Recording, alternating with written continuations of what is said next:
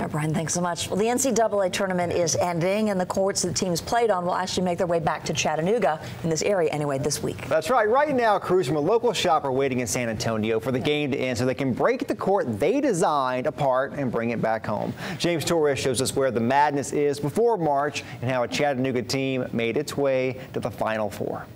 So the men's court was here. Yes. The men's court was here. The women's court was there. The one that we're playing on tonight. Yes, correct. Michael Prater says those Final Four courts were here just last week.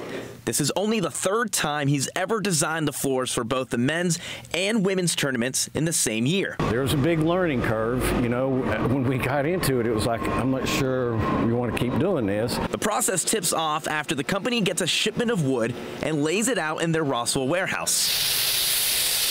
Then, Stephen Pendergrass applies a full court sanding press. The next thing would be to, since this is a stained floor, we'll have to get it stained, which means we have to get a layout to show us what we need to stain. And that's when they start adding the finesse of logos and designs.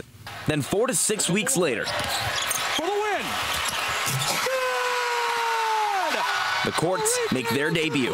Prater says he's worked on floors all his life, but for the last decade, his work is now assisted by something he loves. I love college basketball. I love this time of year with the tournament going on. It's awesome. But even if you don't love the sport, you can still like the job. Never watched a basketball game in my life, but I love doing the work.